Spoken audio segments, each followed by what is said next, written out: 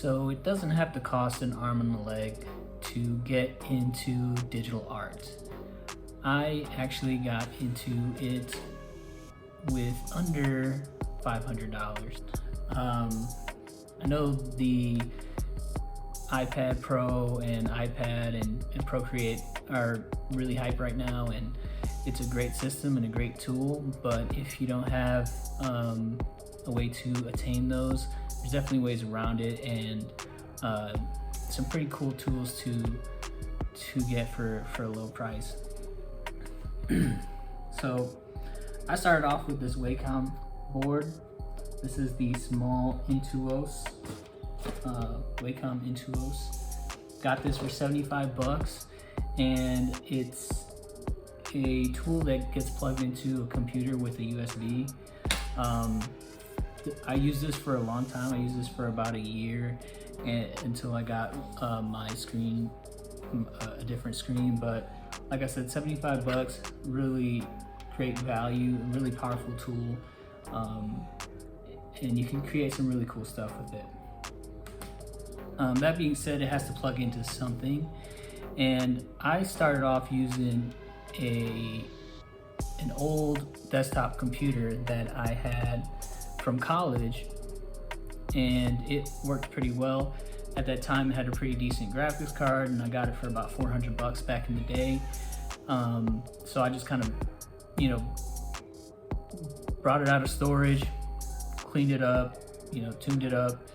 I downloaded, Windows 10, which I had already purchased, and plugged my Wacom into that and a screen.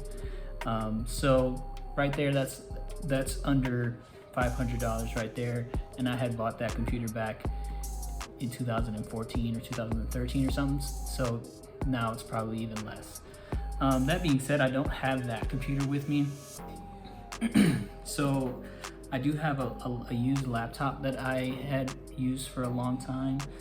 This is a Dell XPS 13. The Dell XPS computers are kind of built to be a competitor to like the Apple MacBooks and the MacBook Pros because of the screen quality. They have a really high screen quality and a pretty decent graphics card. That being said, this computer has similar performance to the desktop that I was using, and the important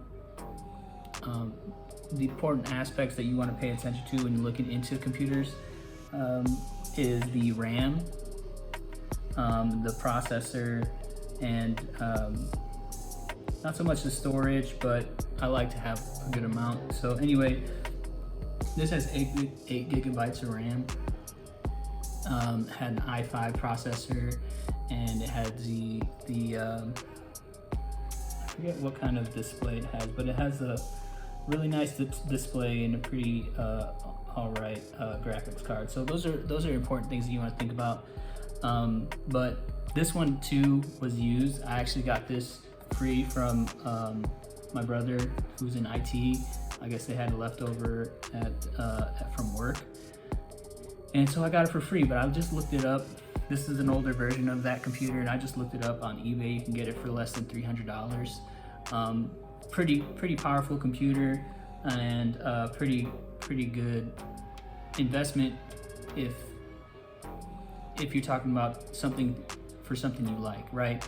So why would you get this over an iPad?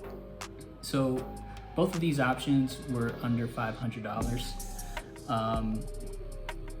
Let me preface, I do have an iPad Pro, an older version that I do use, and I can get into that maybe in a different video, but for the $500 mark that you're looking at, you'd probably be looking at something smaller, which doesn't have as much processing power or as much RAM. So I just talked about how this had 8 gigabytes of RAM. The smaller iPads, they're probably going to be from 2 to 4 gigabytes of RAM. So what that means is, as you start creating more of these layers in these drawings, it's going to start slowing that device down. So even though this computer does have its limitations, as I continue adding and building these intricate pieces, especially if you're doing high definition drawings for print or whatever. So that being said, 8 gigabytes of RAM, and a really good graphics card. This is not a huge computer, so the benefit of getting a bigger one would be that you have a bigger screen to work on. But as far as screen size, it's bigger than the iPad, which is nice. And for the comparable performance, you're gonna have to spend close to, upwards of $1,500 to $2,500, depending on what quality or if it's been used, or if you're buying it from a friend, or you get a discount, I don't know, or you get an older version. My point is, those can get pretty pricey, and for what you get from these kind of smaller computers, it's a pretty good value in my book. Like I said, I did upgrade eventually. I'll talk about what I upgraded to in a different video. So now I'll show you what it looks like to work on this device. So this is what the setup looks like. Pretty simple. And as far as portability, it's not as portable as the iPad, obviously, but it's not a big footprint. This is my hand, so not a huge footprint. I used to set this up on a large clipboard. You can get it at the art store, and put that on my lap and sit at my couch and watch TV while I drew with this setup. And it was really comfortable for me. So I'm in my kitchen right now because it's the best lighting, and I don't have like an official office in the new place. Anyway, so let me show you how it works. Now, it does take some getting used to because your hand's over here and your eyes are looking here. But after time and getting used to it, it becomes second nature, essentially like an extension. So one of the big things that was helpful to me was learning the short keys. So like things like zoom and grab. Grab is like you press the space bar and you move the pencil. Zoom is you press the space bar and control and you tap, or you can drag it. Anyway, very helpful to learn those quick keys, and to me, I'm more used to that than the iPad functionality. So you can see it's really smooth. I might have to replace the nib. They give you a bunch of nibs, but I bought a bunch more. Sorry for the background noise. They're doing some construction in the background. If you can hear that. Anyway, you could do some really cool stuff, on here. And this is where I learned all my digital skills as far as drawing. Well, most of them, at least the foundation of my digital drawing. I even did did a lot of vector stuff on this, but as you can see, it's really smooth. You can draw some pretty straight lines on this, and you learn the quick keys, and then you can switch to erase really easily, and you can see that I'm not doing a whole lot. But once you get used to looking at the screen and drawing over here, then it's all downhill from there. So some people suggest having the pad directly like in front of the screen, so that you're looking directly square at the screen while your hand is directly in front of you. And when I was using the desktop, I would have the desktop here, then the screen here, and then my tablet was here, and then maybe the keyboard would be right next to it. But I don't have a big problem with having it right next to each other. But that's just me. But you know, you play around with it, figure out what's the best for you.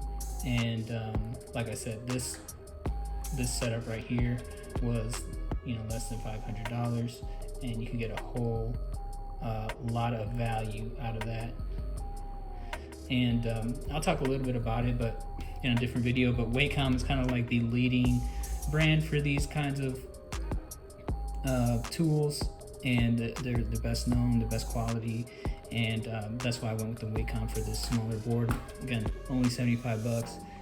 There's a slightly bigger version of this where it's like, you know, imagine this bottom corner being over here. It's a bigger version of this for like $20 more, so 90 bucks. But you can see the tool that I'm using right here is actually Photoshop, which, you know, is a powerful tool, and I guess it's industry standard for illustration and animation, which is why I kind of chose to invest in that.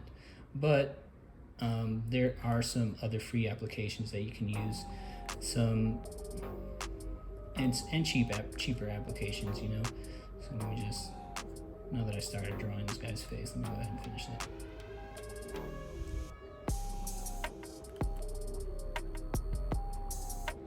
Cool. So now, see how quickly I drew this guy's face. I don't know why I keep wanting to say that. It's kind of a reflex. But anyway, Photoshop is great. You know what? I am going to save it. Just because I like that guy's face. Whatever. Photoshop is great. But what if you don't want to pay the $30 a month or $50 a month, depending on what you're buying? Damn it, I just opened it again. So there are free options and cheaper options. There's stuff like Toon Boom and like, what is the other one? It's really popular, and I'm curious about getting into it, but getting a look at it just to try it out. But anyway, but the one that I liked was Krita. I did a bunch of research as to which ones were the best, and there were some free ones that didn't get great reviews, but Krita had some really good reviews, and very comparable to Photoshop, and you can do some really cool stuff on it. So I'm loading it up right now, and we can see what we can draw. That's not the same. So the quick keys are a little bit different on this, and you could change the layouts. Let's just do big paint. I think that's what I usually work in. There you go. So a lot of them are the same, but some of them are a little different. So the drag is the same quick key. The zoom is slightly different, where you have to drag it. They don't have the tap functionality. So this one's working a little bit slower, but you can see the lines are pretty smooth.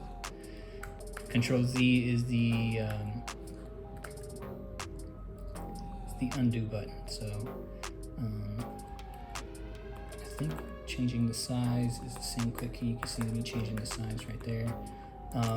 But you know, this is a really powerful tool for free. You know, so as far as value goes, I think it's a great value. And before I invested in the Adobe Cloud, I probably worked in this for about a year, or at least a few months. I don't remember. I had like a free trial for Adobe, and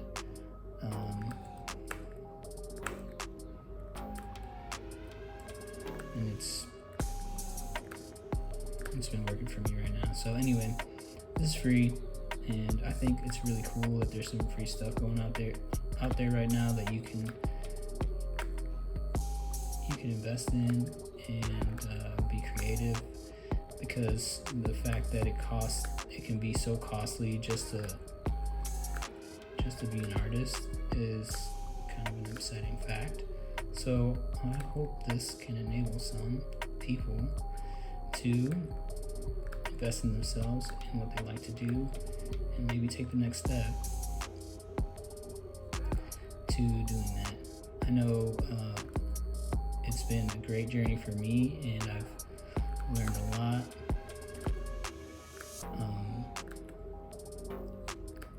And it's been free. So that's the eraser. The weird thing about the eraser on this one is that you press E, it's really just the brush turning into an eraser, so you press E again, and it's the same size. So anyway, this time I'm going to try to draw a lady's head.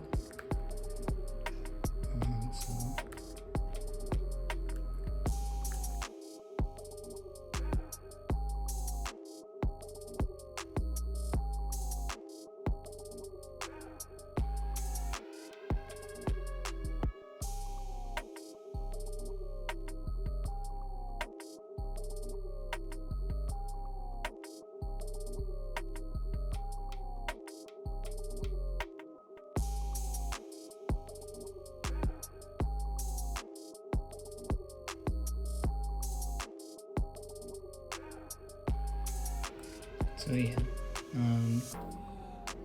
there's my attempt to draw a lady, and this is Krita, the drawing software. So yeah, hope this is helpful. That's kind of an insight as to how I got into art, digital art at a lower price point, and it's definitely still possible. Like I said, there are a lot of really cool tools. These are the ones that worked for me starting off. And you know, iPad is really cool, and I'll talk a little bit about that maybe in another video. But I'll also talk what I've upgraded to. I have since upgraded to what you should see over there. This is my work area on the other side of the kitchen sink. Anyway. A little bit upgraded the computer and the drawing board, but also focused on getting a good value for that. So I'll talk about that in a different video. Let me know what you think. If you found this helpful, if you're trying to get into art, let me know, and thanks for watching.